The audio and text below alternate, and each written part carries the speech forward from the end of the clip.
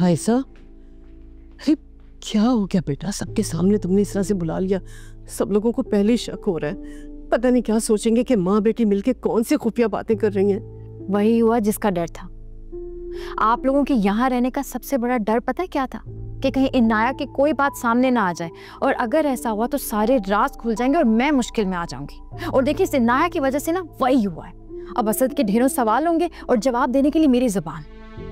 लेकिन अब क्या कहोगी असद से? फिलहाल कुछ नहीं पता अम्मी, कुछ नहीं पता मुझे, सिवाय इसके कि आप यहाँ नहीं रुक सकती। बाबा को लेकर आपको वापस जाना होगा। कहीं ऐसा ना हो कि आप लोगों के यहाँ रहने से कोई और मसला खड़ा हो जाए। अम्मी, मैं मजीद रिस्क नहीं ले सकती। आप समझ रही है ना?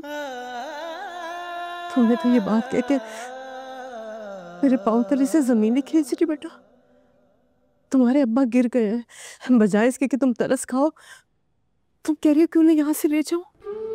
उस बाप के बारे में कह रही हो जिसने तुम्हें सर का ताज बना के रखा था। अरे बेटा, तुमने एक लम्हे में हमारे यहाँ रुकने को शर्मिंदगी में बदल दिया। मुझे आज एहसास हो रहा है, तुम्हारी बातें सुन के मुझे चले जाना चाहिए था, मुझे नहीं रुकना चाहिए था यहाँ पर। शायद अनाया बिल्कुल ठीक कहती है कि तुम अपनी मैं में इतनी खुदगर्ज हो गई हो कि अच्छे और बुरे का लिहाज भूल चुकी हो।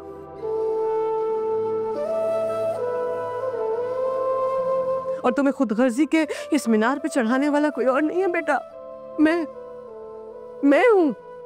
नहीं, ऐसी कोई बात नहीं है, आप मुझे गलत समझ रही हैं। मैं बस इनाया की बात को दबाना चाहती हूँ। अभी तो सबको शक है। क्या चाहती हैं आप?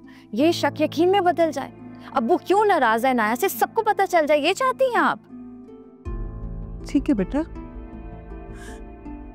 ठीक कह रही हो, हमें यहाँ नहीं रुकना चाहिए।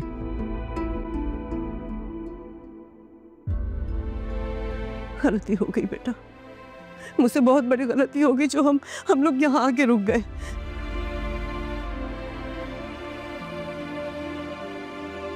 मैं चली जाऊंगी बेटा, तुम्हारे अब्बू को लेके चली जाऊंगी मैं।